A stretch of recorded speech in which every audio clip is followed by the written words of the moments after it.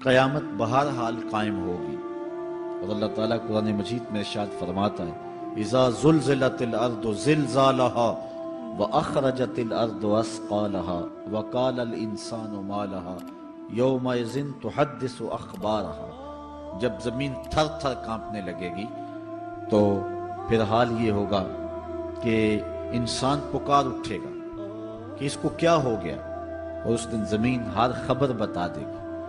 آج زمین کے جس گوشے اور ٹکڑے پہ بندہ داد عیش دیتا رہا ہے، گناہ کرتا رہا ہے، دروازے بند کر کے لوگوں کی نگاہوں سے چھپتا رہا ہے، لیکن قیامت کے دن زمین سلطانی گواہ بن جائے گی، اور جو کہا ہر شے سامنے آ جائے گی۔ اسی طرح جو نیکی جہاں بھی کی ہے وہ بھی قیامت کے دن سامنے آ جائے گی۔ قیامت قائم ہونے سے قبل کچھ نشانیاں ظاہر ہوں گی جو حضور علیہ السلام نے بیان فرمائی۔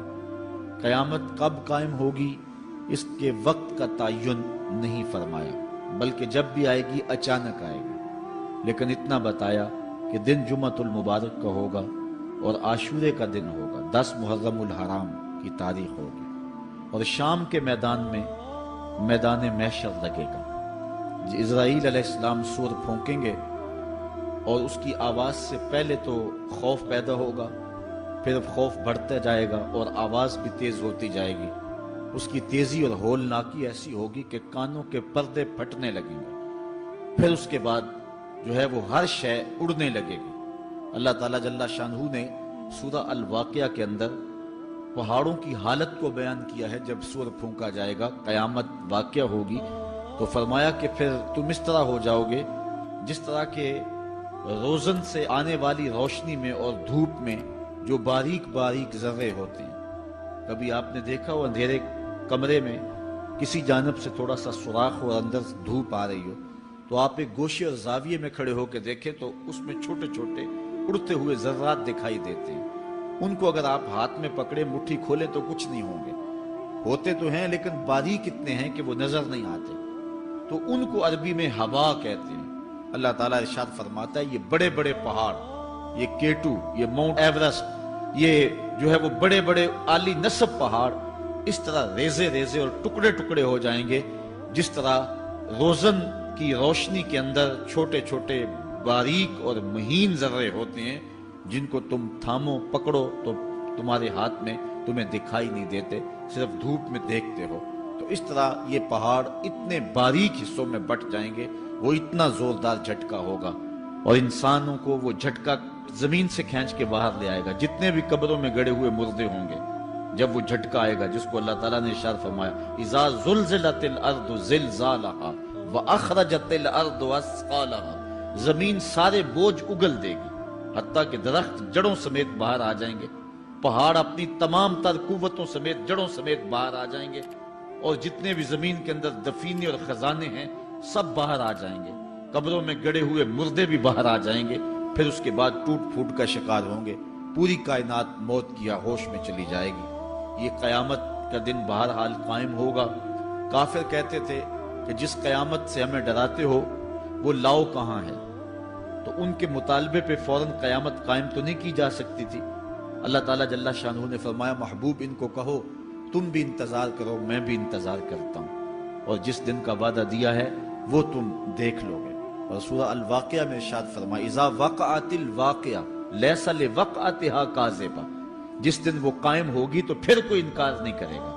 آج موت کا انکار کوئی نہیں کرتا، کسی دھرم میں، کسی مذہب میں، کسی عقیدے میں، کسی فرقے میں، کسی گروہ میں، کسی طبقہ زندگی میں آپ موت کا انکار نہیں پاتے۔ موت ہے ہنگامہ آرا کلزم خاموش میں، ڈوب جاتے ہیں سفینے موج کی آغوش میں، لیکن آج موت کا انکار نہیں ہوتا۔ قیامت کا انکار کرنے والے لوگ بہت سارے ہیں جو کہتے ہیں یہ دنیا ہی سب کچھ ہے۔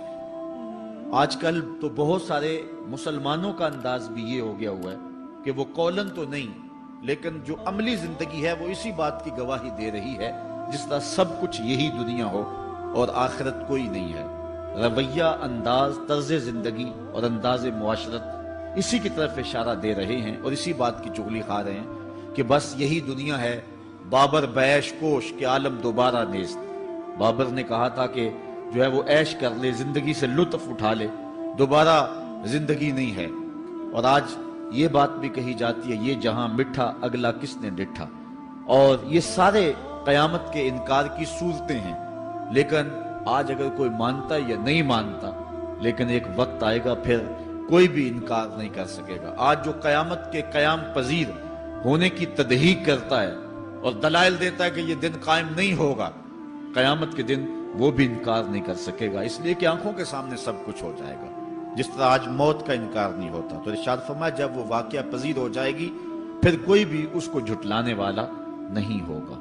لیکن قیامت سے قبل کچھ واقعات ہوں گے جس سے لوگوں کو آگاہ کیا جائے گا کہ وہ قیامت کے آنے سے قبل اپنے اعمال سے توبہ کر لیں۔ آج تو توبہ کا دروازہ کھلا ہے، لیکن قرب قیامت میں سورج مغرب سے دوبارہ طلوع ہو جائے گا، جو ہی غروب ہوگا، غروب ہونے کے بعد دوبارہ طلوع ہو کے عصر کے وقت پہ آ جائے گا، اور پھر اس کے بعد دوبارہ غروب ہو جائے گا۔ تو یہ قیامت سے 40 سال پہلے ہوگا، اس کے بعد توبہ کا دروازہ بند کر دیا جائے گا۔ اگر کوئی توبہ کرے گا بھی تو قبول نہیں ہوگی۔ آج ہمیں موقع دیا گیا ہے کہ مرنے سے 1 سال پہلے بھی توبہ کر لیں، 1 مہینہ پہلے بھی توبہ کر لیں، موت سے 1 دن پہلے بھی توبہ کر لیں، 1 گھنٹہ پہلے بھی توبہ کر لیں، 1 لمحہ پہلے بھی توبہ کر لیں۔ اللہ تعالیٰ یہ نہیں دیکھتا کہ اس کی ساری زندگی گناہوں میں گزری ہے، وہ دیکھتا ہے میرا بندہ آخر میری چوکھٹ پہ آ گیا، وہ پچھلے سارے گناہ معاف فرما دے۔ بلکہ حضور علیہ السلام نے صحابہ کو ایک مثال سے سمجھایا کہ ایک آدمی جنگل میں سفر کر رہا تھا، اور اونٹ کے اوپر اس کا سامان بھی تھا، اس کی ضروریات زندگی بھی تھی، اس کا توشہ بھی تھا، کھانا پینا بھی تھا، خود بھی سوار تھا۔ چلتے چلتے جنگل میں کسی درخت کے ساتھ اپنا اونٹ باندھ کر کے وہ دوپہر کاٹنے کے لیے، سستانے کے لیے وہاں کچھ دیر کے لیے رکا۔ نیند آئی، تھوڑی دیر کے بعد جب آنکھ کھلی تو کیا منظر دیکھتا ہے کہ اونٹ نہیں ہے، اس کے اوپر ہی اس کا سامان ہے، زیادہ سفر ہے۔ اب صحرا میں اونٹ کا کھو جانا گویا زندگی کا کھو جانا ہے۔ اس بات کا ادراک وہ لوگ رکھتے ہیں جنہوں نے صحراؤں کا سفر کیا ہے۔ ہمارے اگر یہاں اس شہری آبادی میں، ہمارے اس ملک میں اگر کوئی شخص جو ہے وہ قافلے سے بچھڑ جائے، پیچھے رہ جائے تو وہ بات اور ہے۔ یہاں انسانی آبادی ہے، اور جنگلوں میں، صحراؤں میں جہاں کئی 100 میل تک کوئی انسانی اور حیوانی آبادی نظر نہیں آتی، تو وہاں سواری کا اور توشہ سفر کا جو ہے وہ ہٹ جانا اور جدا ہو جانا اور گم جانا، یہ سیدھی سیدھی موت ہے۔ اب اس نے دائیں بائیں بھاگ کر کے دیکھا کہ اونٹ کہیں ملے، لیکن اونٹ نہیں ملا، تو وہ دوبارہ آ کے اس درخت کے ساتھ ٹیک لگا کے بیٹھ گیا موت کے انتظار میں کہ اب توشہ سفر بھی گیا، سامان سفر بھی گیا، سواری بھی گئی، اور یہاں کوئی انسانی آبادی بھی نہیں ہے، تو اب موت کا ہی انتظار ہے۔ تو وہ موت کے انتظار میں بیٹھ گیا۔ اچانک اس کو نیند آ گئی، تھوڑی دیر کے بعد آنکھ کھلی تو اس نے کیا منظر دیکھا کہ اونٹ جو ہے وہ اس کے پاس کھڑا ہوا ہے اور ماں ساز و سامان کھڑا ہوا ہے۔ تو پھر اس کو اتنی خوشی ہوئی، اونٹ کیا ملا، زندگی مل گئی۔ اس نے کہا اللہم انت عبدی وانا ربک، اے اللہ تو میرا بندہ اور میں تیرا رب۔ کہنا اس نے یہ تھا اے اللہ میں تیرا بندہ اور تو میرا رب، لیکن فرحت و مسرت سے، وفور خوشی سے اس کی زبان بل کھا گئی، اور اسے خوشی میں ہوش ہی نہ رہا کہ میں کیا کہہ رہا ہوں۔ وہ کیا کسی نے کہا تھا کہ جب بھی تیری قربت کے امکان نظر آئے ہم اتنے خوش ہوئے کہ پریشان نظر آئے، یا وہ کسی نے کہا تھا کسی کے آنے سے ایسے ہوش اڑے ساکی کے، شراب سیخ پہ ڈالی اور بوتل میں کباب۔ تو کبھی ایسا بھی ہو جاتا ہے کہ انسان وفور مسرت کے اندر جو کہنا ہوتا ہے اس کے برعکس کوئی بات کہہ دیتا ہے، یہ اس کی خوشی کی انتہا کی کیفیت ہے۔ تو اس نے کہا اللہم انت عبدی وانا ربک، اے اللہ تو میرا بندہ اور جو ہے وہ میں تیرا رب۔ یہ جوش مسرت سے یہ بات اس کے منہ سے نکلی۔ حضور نے صحابہ کو فرمایا صحابہ بتاؤ اس بندے کو کتنی کو خوشی ہوئی ہے؟ صحابہ نے عرض کی حضور بہت زیادہ خوشی ہوئی ہے۔ تو حضور علیہ السلام نے فرمایا جب کوئی بندہ توبہ کر کے مالک کی دہلیز پہ پلٹ آتا ہے اللہ تعالیٰ اس سے بھی زیادہ خوش ہوتا ہے کہ یہ میرا بندہ میری دہلیز پہ آ گیا، یہ توبہ کے دروازے پہ آ گیا۔ تو اس لیے قیامت سے قبل توبہ کا دروازہ کھلا ہوا ہے، لیکن 40 سال قبل توبہ کا دروازہ بند ہوگا، سورج مغرب سے طلوع ہوگا، پھر کوئی توبہ کرنا چاہے گا بھی، بلکہ ہر کوئی توبہ کرنا چاہے گا، لیکن پھر توبہ جو ہے وہ قبول نہیں ہوگی۔ اس طرح اور بہت سارے واقعات قیامت سے قبل جو ہیں وہ ظاہر ہوں گے، جن کی نشاندہی حضور نبی رحمت صلی اللہ علیہ وسلم نے فرمائی ہے۔ حضرت حذیفہ بن اسید انصاری رضی اللہ تعالی عنہ فرماتے ہیں کہ حضور تشریف لائے اور ہم کسی امر میں بات کر رہے تھے، تو حضور علیہ السلام نے ارشاد فرمایا کہ تم کس چیز کا تذکرہ کر رہے ہو؟ تو ہم نے عرض کی حضور ہم قیامت کے بارے میں ذکر کر رہے ہیں۔ تو حضور علیہ السلام نے ارشاد فرمایا کہ قیامت اتنی دیر تک قائم نہیں ہوگی جب تک یہ نشانیاں پوری نہ ہو لیں۔ ان میں سے ایک حضور نے دھوئیں کا ذکر فرمایا، دوسرا دجال کا تذکرہ کیا، تیسرا دابت الارض یعنی یاجوج اور ماجوج کا تذکرہ کیا کہ وہ نکلیں گے، اس طرح سورج کا مغرب سے نکلنا اس کا ذکر کیا، حضرت عیسیٰ علیہ السلام کے نزول کا ذکر کیا۔ اسی طرح حضور علیہ السلام نے زمین کا 3 جگہوں سے بیٹھ جانے کا ذکر کیا، ایک مشرق میں، ایک مغرب میں اور ایک جزیرہ عرب میں، زمین دھنس جائے گی نیچے، اس کا ذکر کیا۔ اور یمن کی جانب سے ایک آگ نکلے گی جو لوگوں کو دھکیل کر کے شام کے میدان میں لے آئے گی، اس کا تذکرہ کیا۔ فرمایا جب تک یہ نشانیاں پوری نہیں ہو جاتی اتنی دیر تک قیامت قائم نہیں ہوگی۔ تو یہ قیامت کے آنے سے قبل جو ہیں وہ نشانیاں ہیں جو ظاہر ہوں گی۔ اس کے علاوہ قیامت آنے سے کچھ اس سے بھی پہلے نشانیوں کا ظہور ہوگا، جس کا ذکر حضور نبی رحمت صلی اللہ علیہ وسلم نے ارشاد فرمایا۔ حدیث جبریل اس پہ بہت معروف ہے، جس کو حضرت عمر بن خطاب رضی اللہ تعالیٰ عنہ روایت کرتے ہیں۔ آقا کریم علیہ السلام کی خدمت میں کہتے ہیں ہم حاضر تھے کہ ایک شخص آیا کہ جس کے سیاہ کالے بال تھے اور سفید رنگ کا اس نے لباس پہنا ہوا تھا، اہل مدینہ سے وہ تھا نہیں، اور اس کے چہرے پر، لباس پر، بشرے پر آثار سفر بھی ظاہر نہیں تھے۔ اگر مقامی ہوتا تو ہم جانتے ہوتے، اور اگر باہر سے آیا ہوتا تو اس کے چہرے پر، لباس پر جو ہے وہ سفر کے آثار ہوتے۔ اس زمانے میں اس طرح کے سفر تو نہیں تھے آسانی اور سہولت والے، تو جو بھی سفر کر کے دور سے آتا تو اس کا چہرہ بتاتا یہ مسافر ہے۔ تو کہا مسافر لگتا نہیں تھا اور اہل مدینہ سے تھا نہیں۔ ہم پریشان تھے کہ یہ کون ہے، لیکن وہ آیا اور حضور علیہ السلام کی خدمت میں اپنے زانو بچھا کر کے بیٹھ گیا۔ فَأَسْنَدَ رُكْبَتَيْهِ إِلَىٰ رُكْبَتَيْهِ، اپنے دونوں گھٹنے اس نے حضور علیہ السلام کے گھٹنوں سے جوڑے اور حضور کی خدمت میں یوں ادب سے بیٹھ گیا۔ پھر اس نے حضور علیہ السلام سے اسلام کے بارے میں پوچھا، حضور علیہ السلام نے جواب دیا۔ پھر اس نے کہا بالکل آپ نے سچ فرمایا ہے۔ ہم حیران ہوئے، خود ہی سوال کرتا ہے، خود ہی تصدیق کرتا ہے۔ پھر اس نے حضور سے ایمان کے بارے میں پوچھا، حضور نے کچھ ارشاد فرمایا ایمان یہ ہے، تو اس نے کہا بالکل صدقتا، آپ نے سچ کہا ہے۔ تو ہم پھر حیران ہوئے کہ خود ہی یہ سوال پوچھ رہا ہے اور خود ہی اس کی تائید کر رہا ہے۔ پھر اس نے احسان کے بارے میں پوچھا، تو حضور علیہ السلام نے اس کو جواب دیا کہ احسان یہ ہے کہ اللہ کی عبادت اس طرح کرے کہ تو اسے دیکھ رہا ہے، اور اگر یہ کیفیت نہیں ہے تو کم از کم یہ کیفیت پیدا کر لے کہ وہ تجھے دیکھ رہا ہے۔ اس نے کہا آپ نے سچ کہا۔ پھر اس کے بعد اس نے کہا مجھے اب قیامت کے بارے میں بتائیں۔ حضور علیہ السلام نے فرمایا جو ہے وہ مسئول سائل سے عالم نہیں ہے۔ تو اس نے کہا اچھا پھر مجھے قیامت کے کچھ نشانیاں بیان فرما دیں۔ تو حضور علیہ السلام نے اس شخص کو جو نشانیاں بیان فرمائیں وہ یہ تھی کہ لونڈی اپنی مالکہ کو جنم دے گی، بکریاں چرانے والے، اونٹ چرانے والے، ننگے پاؤں والے اور ننگے بدن والے تم دیکھو گے کہ عمارتیں بنانے میں ایک دوسرے سے آگے بڑھنے کی کوشش کریں گے۔ بہرحال تھوڑی دیر تک وہ حضور کی خدمت میں بیٹھا رہا۔ اس کے بعد جب چلا گیا تو تھوڑی دیر گزری تو حضور نے فرمایا عمر جانتے ہو یہ شخص کون تھا؟ عرض کی اللہ و رسولہ عالم، اللہ اور اس کا رسول جانتا ہے۔ فرمایا یہ جبریل امین تھا جو تمہیں تمہارا دین سکھانے کے لیے آیا تھا۔ تو حضرت جبریل امین نے آ کر کے حضور سے جو 4 سوالات کیے ان میں سے ایک سوال یہ تھا قیامت کب آئے گی اور قیامت کی نشانیاں کیا ہیں؟ تو حضور نے یہ نشانیاں بیان فرمائیں کہ لونڈی اپنی مالکہ کو جنم دے گی، اور یہ نشانی اب ہمارے سامنے ہے کہ آج اولادیں اپنے جو ہے وہ ماں باپ کی آقا بنی ہوئی ہیں، بیٹی آج ماں کی حکمران بنی ہوئی ہے۔ یہ دور جس کی نشاندہی کی وہ بالکل آج ہمارے سامنے ہے۔ حضرت ابو ہریرہ رضی اللہ تعالیٰ عنہ سے ایک روایت ہے جس کو نبی رحمت صلی اللہ علیہ وآلہ وسلم سے وہ بیان کرتے ہیں۔ بینما النبی صلی اللہ علیہ وسلم یحدث اذ جاء اعرابی فقال متی الساعہ۔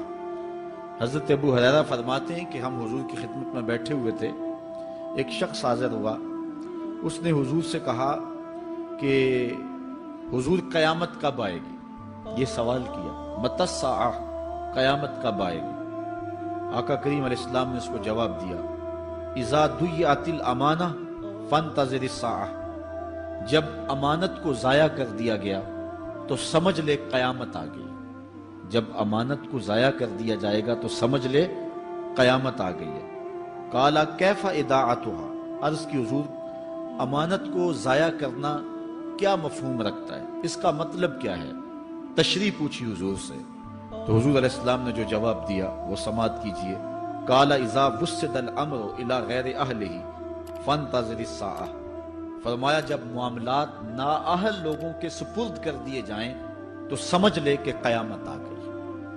جب مسندوں کے اوپر مسندوں کے حقدار نہیں ہوں گے، جب زاغوں کے تصرف میں عقابوں کا نشیمن آ جائے گا، جب تخت و تاج کے مالک غدار، بے دین اور نااہل لوگ ہوں گے، جب تخت و تاج کی حکمرانی اور مسلح و امامت کے مسند کے اوپر بیٹھنے والے بھی نااہل ہوں گے، تو پھر سمجھ لینا کہ قیامت جو ہے وہ ظاہر ہو رہی ہے، اور قیامت کا پھر انتظار کرنا۔ آج جس زمانے سے ہم گزر رہے ہیں، ہم ذرا نظر اٹھا کر کے دیکھیں تو جس بھی منصب پر ہم کسی شخص کو دیکھتے ہیں، الا ماشاءاللہ کثیر تعداد یہی ہے کہ نااہل لوگ جو ہیں وہ عالی مرتبت مناصب کے اوپر بیٹھے ہوئے ہیں، جو کہ ان کے حقوق کو اور ان کے انتظام کو بھی نہیں جانتے، جو اس مسند کے تقاضوں سے بھی آگاہ نہیں ہیں، وہ بھی اس مسند کے اوپر بیٹھے ہوئے ہیں۔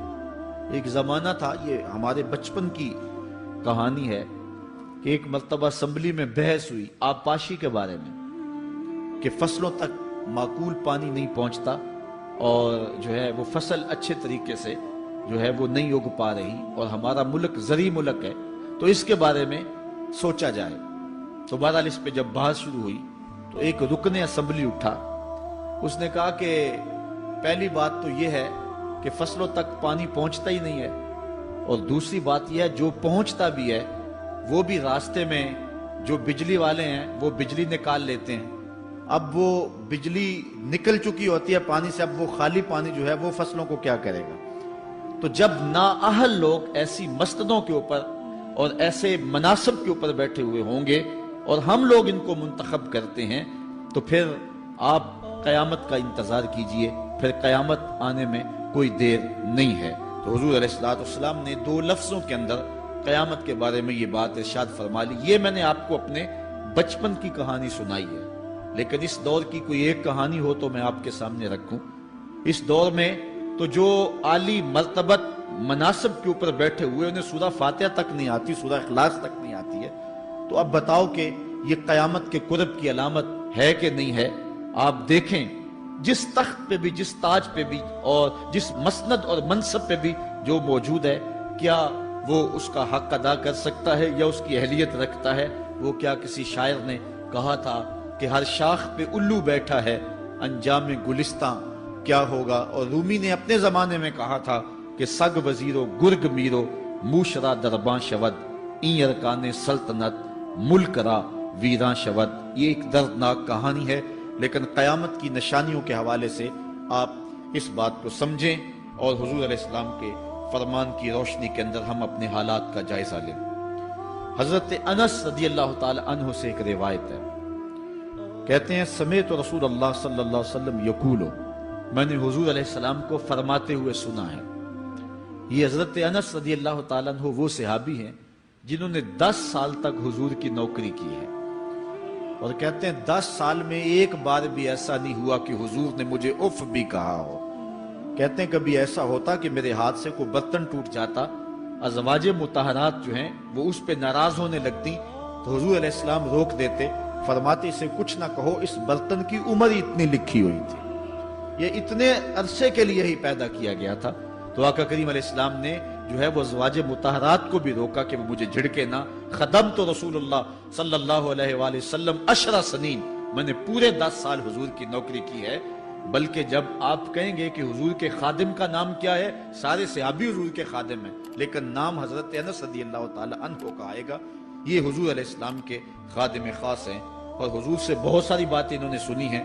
تو ان باتوں میں سے ایک بات کہتے ہیں، سمیت رسول اللہ صلی اللہ علیہ وسلم یقولو، میں نے رسول کریم صلی اللہ علیہ وسلم کو کہتے ہوئے سنا، ان من اشراط الساعۃ ان یرفع العلم، قیامت کی نشانیوں میں سے ایک نشانی یہ ہے کہ علم اٹھا لیا جائے گا، جہالت پھیل جائے گی، علم اٹھا لیا جائے گا۔ آج لفظ زیادہ ہو گئے، انفارمیشن زیادہ ہو گئی، لیکن جس کو علم کہا جاتا ہے، جو مومن کے سینے کا جمال اور نور ہے، آج وہ اٹھا لیا گیا ہے۔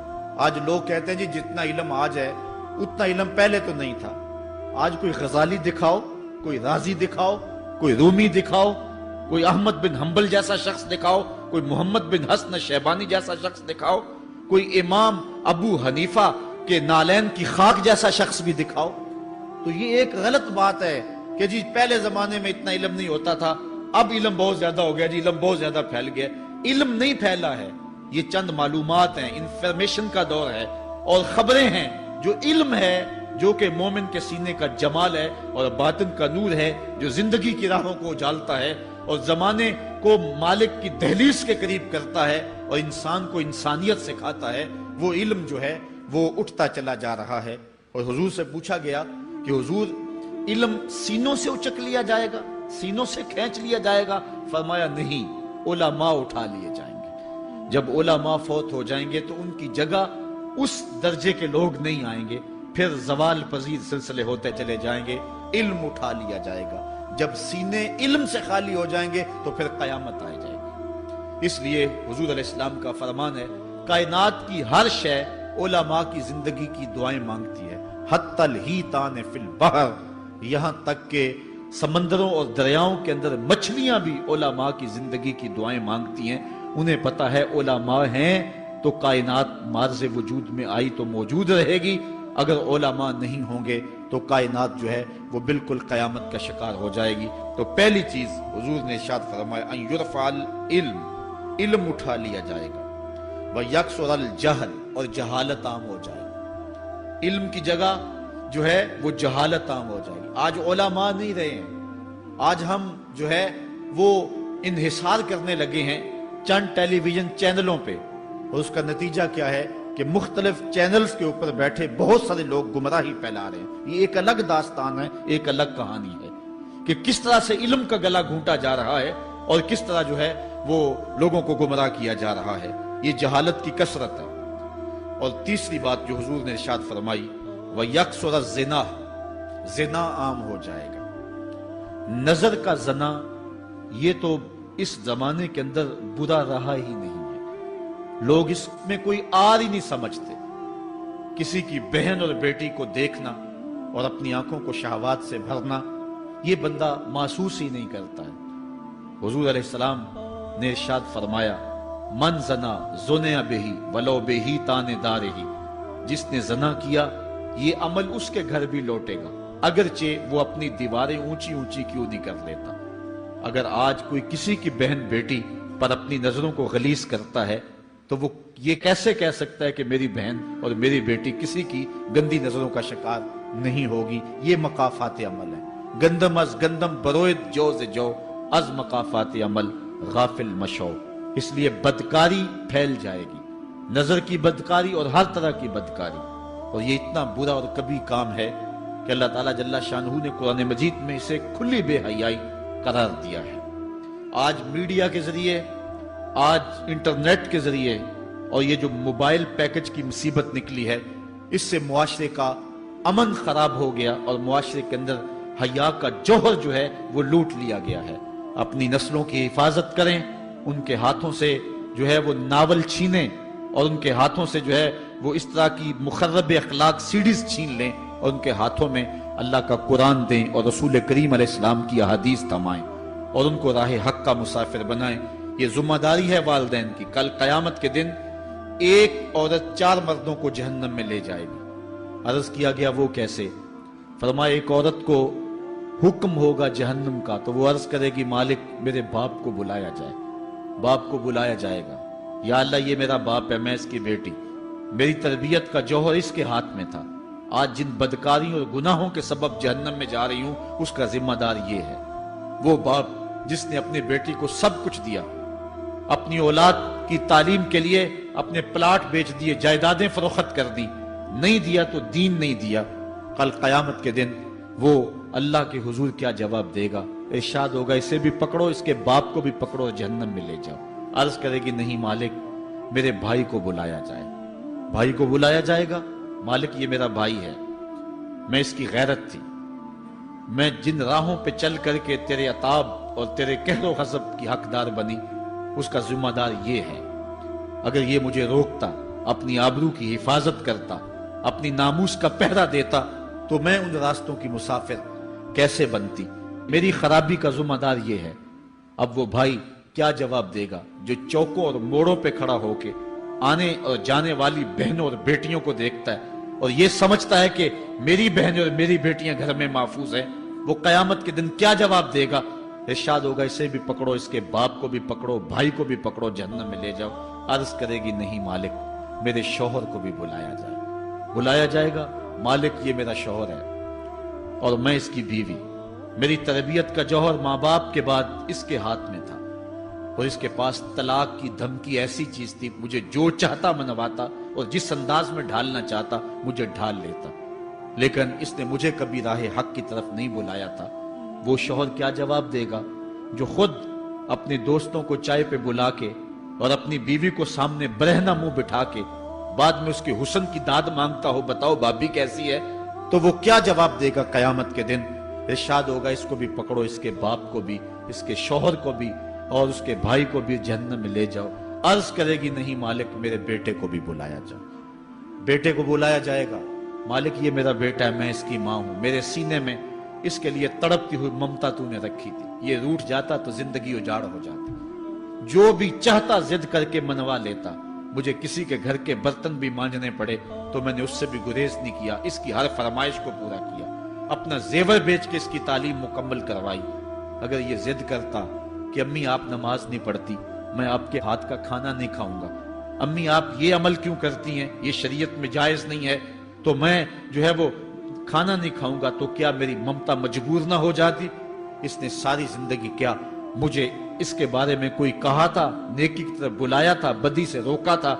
جس بیٹے نے اپنی ماں سے ہر ضد پوری کروائی ہو تو اس نے صرف دین کے بارے میں کوئی ضد نہیں کی ہے، تو وہ کل قیامت کے دن کیا جواب ہوگا؟ ارشاد ہوگا اسے بھی پکڑو، اس کے باپ کو بھی پکڑو، اس کے خاوند کو بھی پکڑو، بھائی کو بھی پکڑو، بیٹے کو بھی پکڑو اور پانچوں کو گھسیٹ کے جہنم میں لے جاؤ۔ فرمایا ایک عورت 4 مردوں کو قیامت کے دن جہنم میں لے جائے گی۔ اس لیے میں اور آپ آج دیکھ لیں کہ ہمارا آخرت کا معاملہ کیا ہونے والا ہے اور ہم نے اس دنیا کے اندر کس طرح اپنی حفاظت کرنی ہے۔ چوتھی چیز جو حضور نے ارشاد فرمائی، وَيَكْسُرَ شُرْبَ الْخَمْرِ، اور شراب پینا عام ہو جائے گا۔ یہ قرب قیامت کی علامت ہے۔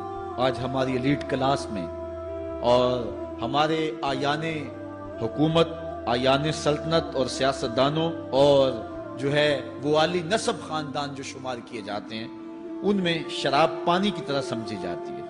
اور آج ہمارے ملک کے اندر جو ہے وہ کتنے شراب خانے موجود ہیں اور کتنے ٹنوں کے حساب سے جو ہے وہ بیرون ملک سے شراب درآمد کی جاتی ہے۔ یہ قرب قیامت کی نشانی ہے کہ شراب عام ہو جائے گی۔ ایک روایت میں آتا ہے شارب الخمر کعابد الوثن، شراب پینے والا بت پوجنے والے کی طرح ہے۔ کتنا سخت فرمایا گیا، اور کل قیامت کے دن سخت رسوا ہوگا جو دنیا کے اوپر شراب پیتا رہا ہوگا۔ اللہ تعالی ہم سب کو محفوظ فرمائے۔ وَيَقِلَّ الرِّجَالُ وَيَكْثُرُ النِّسَاءُ، اور ایک نشانی حضور نے یہ ارشاد فرمائی کہ مرد تھوڑے ہو جائیں گے اور عورتیں زیادہ ہو جائیں گی۔ ایک تو عورتوں کی افزائش زیادہ ہوگی، اور دوسری بات مختلف ہنگاموں میں، حادثات میں اور جنگوں میں مرد قتل کر دیے جائیں گے اور عورتیں زیادہ ہو جائیں گی، یہاں تک کہ حضور نے فرمایا حتی یکونا लिखमसीना इमरातन अलकय्यमुल वाहिद, यहां तक कि 50 औरतों का एक मर्द मुंतजिम होगा।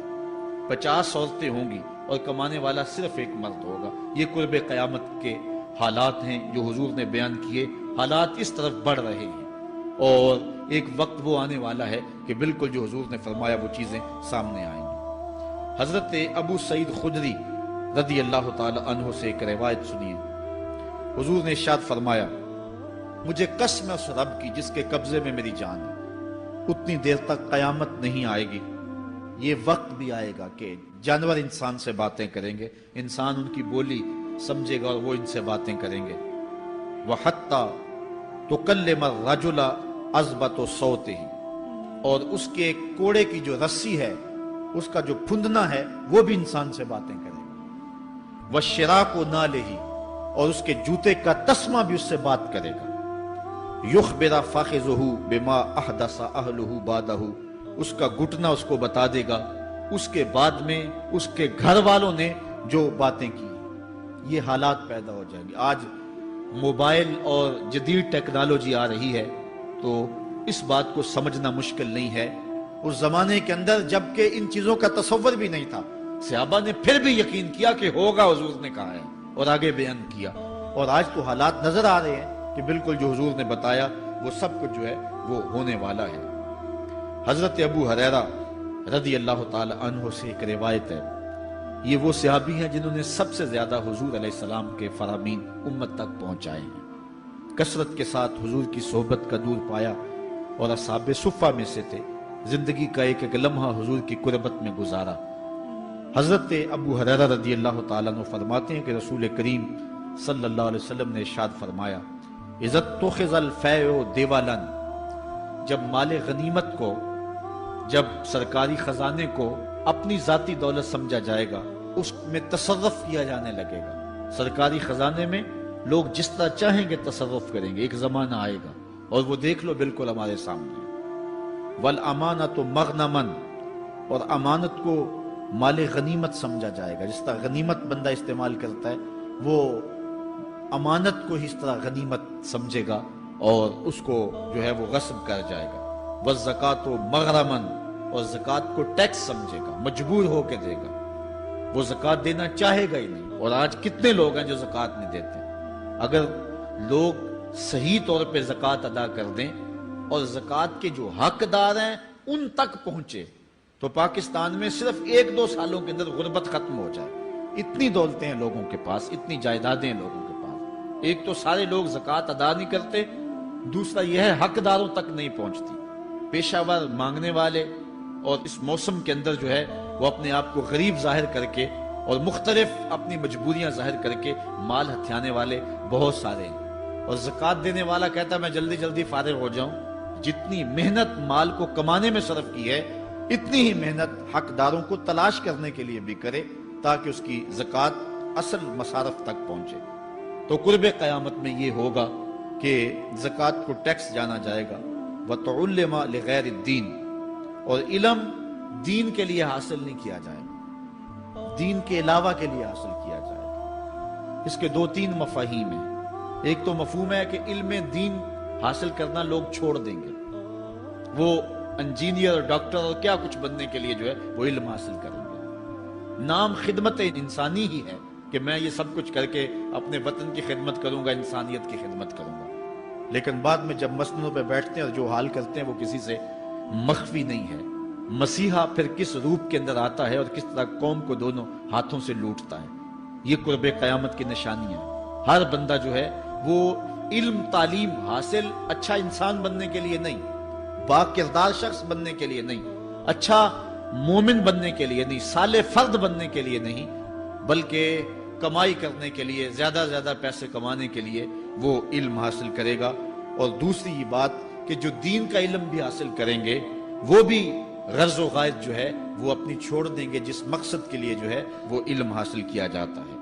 और ये कुर्ब क़यामत की निशानी जो हुजूर ने बयान की, ये भी हम अपने जमाने में देख रहे हैं। वह अता रजुलो इमराताहु, और आदमी अपनी बीवी की अतात करेगा, जो बीवी कहेगी वो मानेगा।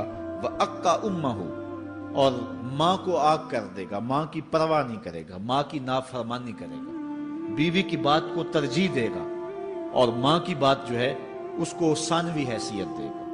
بہت بدبخت تو ایسے ہیں کہ جو ماں باپ کو ویسے ہی دقیانوسی کا تانا دے کے کہتے ہیں تمہیں تو پتہ ہی نہیں کسی بات کا دنیا کہاں چلی گئی، اور ان کی کسی بات کو، کسی مشورے کو اور کسی حکم کو کوئی ترجیح نہیں دیتے۔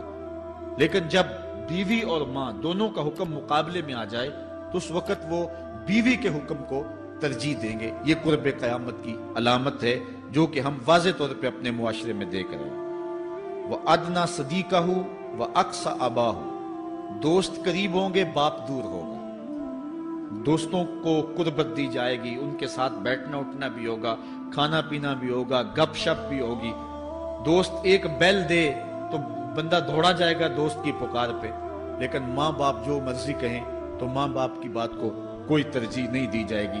یہ قرب قیامت کی نشانیوں میں سے ایک نشانی ہے، اور اس وجہ سے آج لوگ محروم ہو گئے ہیں اور گھروں میں برکت نہیں رہی۔ ماں باپ اگر کچھ کہیں، کوئی چیز لانے کے لیے بھی کہیں تو بچہ 100 بہانے کرتا ہے اور دوست کی پکار پہ لبیک کہتا ہوا بھاگ اٹھتا ہے۔ وَظَهَرَتِ الْأَصْوَاتُ فِي الْمَسَاجِدِ، مسجدوں میں لڑائیاں ہوں گی، مسجدوں میں جو ہے وہ آوازیں بلند ہوں گی لڑائیوں کی، ایک دوسرے سے الجھاؤ پیدا ہو جائیں گے۔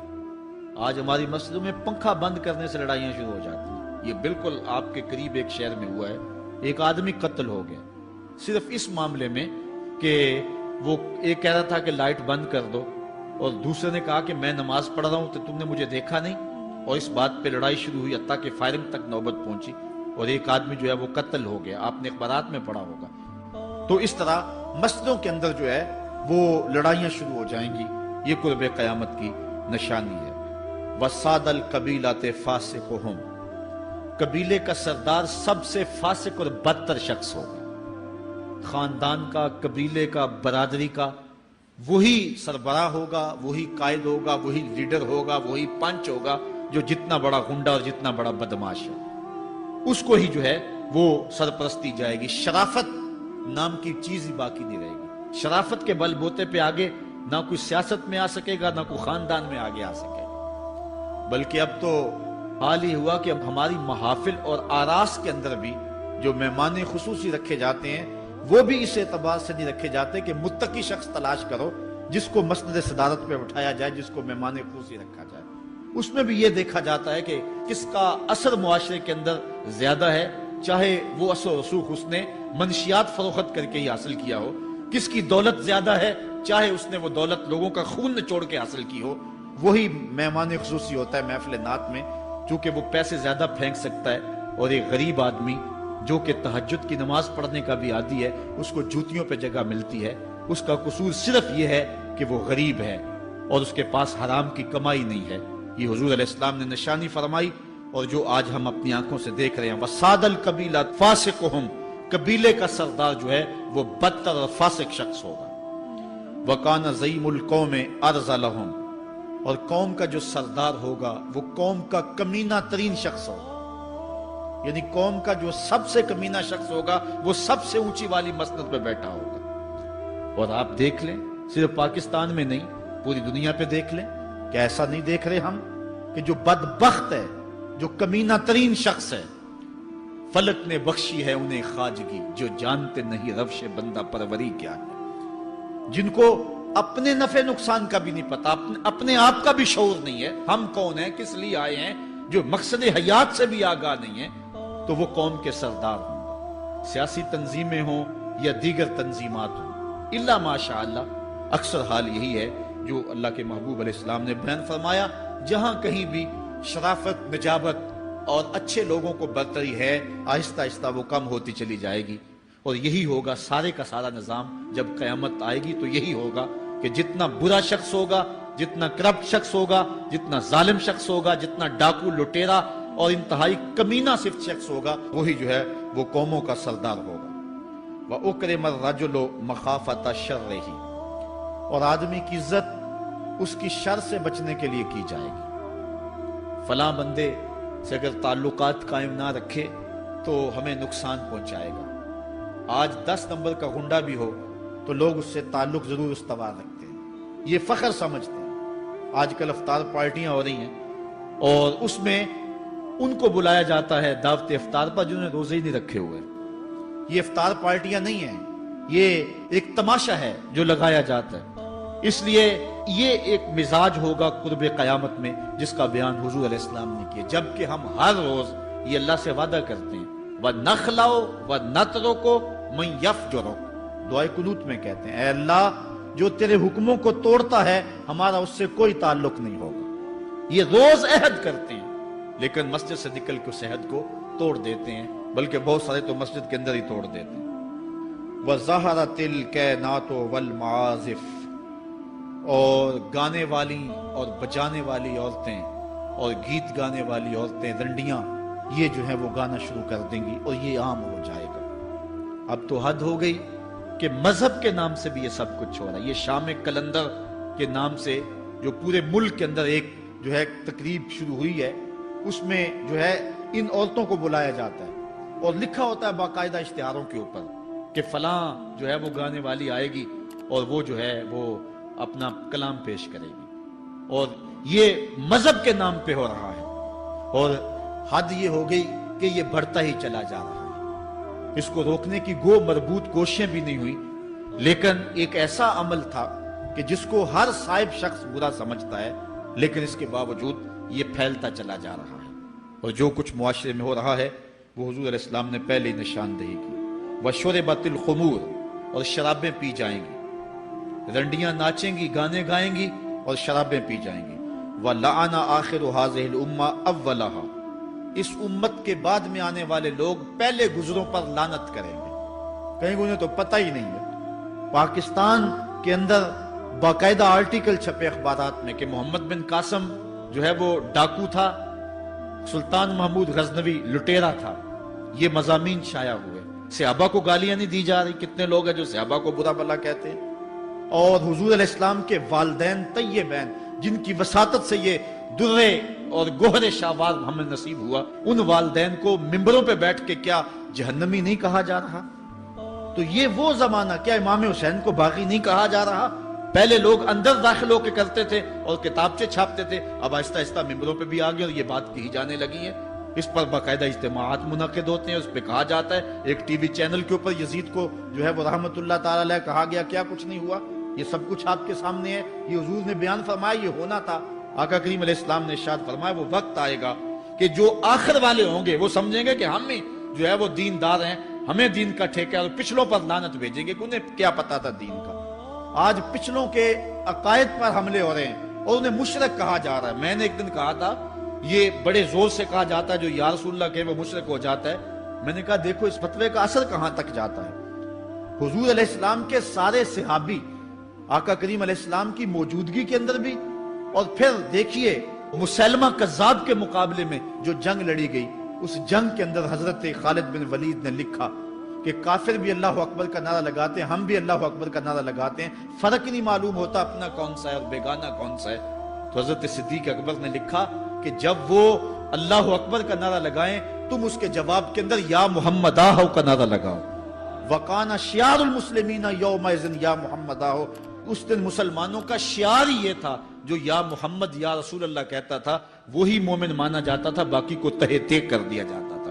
تو اگر یا رسول اللہ کہنا شرک ہے تو پھر سارے صحابی وہ 10,000 صحابہ جو جنگ یمامہ میں شامل تھے ان کے بارے میں پھر کیا کہو گے؟ پھر حضرت زین العابدین کے بارے میں کیا کہو گے جو کربلا کے میدان میں مدینے کی طرف منہ کر کے کہہ رہے ہیں یا رحمت للعالمین ادرک لزین العابدین؟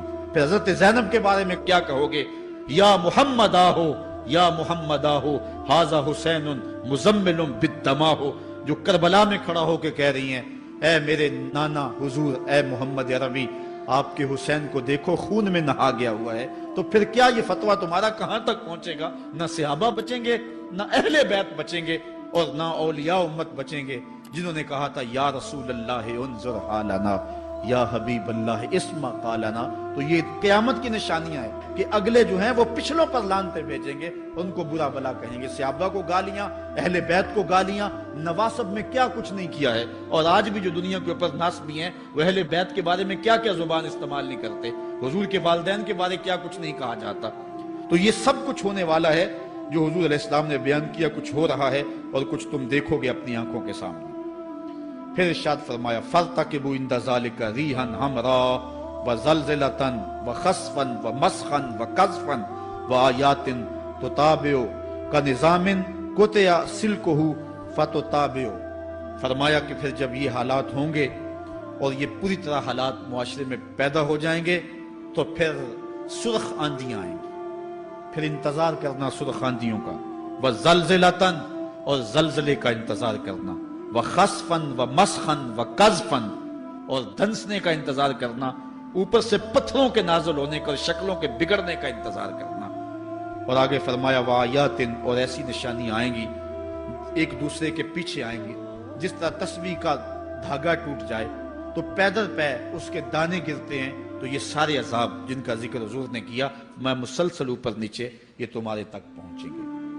حضرت انس رضی اللہ تعالیٰ عنہ سے ایک اور روایت لیتے ہیں، حضور علیہ السلام نے ارشاد فرمایا لا تقوم الساعة حتى يتقارب الزمان فتكون السنة كالشهر والشهر كالجمعة وتكون الجمعة كاليوم ويكون اليوم كالساعة وتكون الساعة كالدرمة بالنار۔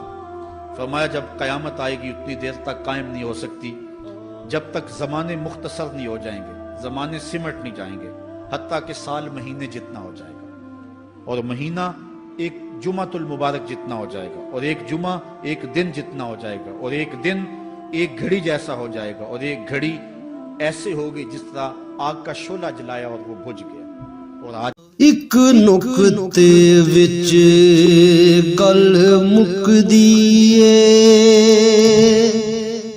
او ایک نقطے وچ گل مکدی اے، پھڑ نقطہ چھوڑ حساباں نوں، کر دور کفر دیاں باباں نوں، چھڈ دوزخ گور۔ آپ دیکھ نہیں رہے کہ دن کتنی جلدی گزرتا۔ کسی زمانے میں ہم گرمیوں کی چھٹیاں کاٹتے تھے تو گزرتی نہیں ہوتی تھی گرمیوں کی چھٹیاں، لیکن آج آپ دیکھیں یہ دوپہر نہیں گزرتی ہوتی تھی رمضان المبارک، گرمیوں کے روزے جب ہمارے بچپن میں آئے تھے تو دوپہر نہیں گزرتی ہوتی تھی، لیکن آج وہی گرمیاں ہیں، لیکن ادھر سے سورج طلوع ہوتا ہے ادھر سے غروب ہو جاتا ہے، وقت سمٹ گئے، زمانے سمٹ گئے، اور یہ قرب قیامت کی نشانیاں ہیں۔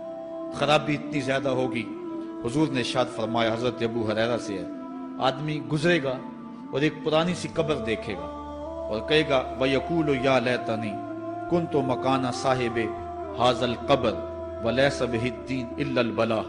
فرمایا انسان قبر کے قریب سے گزرے گا تو گزرتے ہوئے وہ ٹھنڈی آہ بھر کے کہے گا کاش کہ اس قبر کا مکین میں ہوتا، اور فرمایا دین سوائے آزمائش کے اور کچھ نہیں رہ جائے گا۔ یہ قرب قیامت کی وہ نشانیاں ہیں جو حضور علیہ السلام نے بیان کی۔ ایک اور نشانی حضور علیہ السلام نے بیان فرمائی کہ قرب قیامت کے اندر دین کا کام بھی درہم و دینار سے ہوگا۔ اس کے دو مفاہیم ہیں، ایک مفہوم تو یہ ہے کہ دین کا کام کرنے والے بھی پیسے ٹگے کے بغیر جو ہے وہ ایک قدم نہیں چلیں گے۔ کیا آج 2-2 3-3 لاکھ روپے نعت پڑھنے کے نعت خواں وصول ہم سے نہیں کر رہے؟ اور آج جو ہے وہ کیا دین کوڑیوں کے عوض بیچا نہیں جا رہا؟ آج گھر نکلنے سے قبل طے نہیں کیا جاتا کتنے اب دو گے، کتنے واپسی پہ دو گے اور کتنے اوپر نچھاور کرو گے؟ دین کیا کوڑیوں کے عوض اور پیسے کے عوض بیچا نہیں جا رہا؟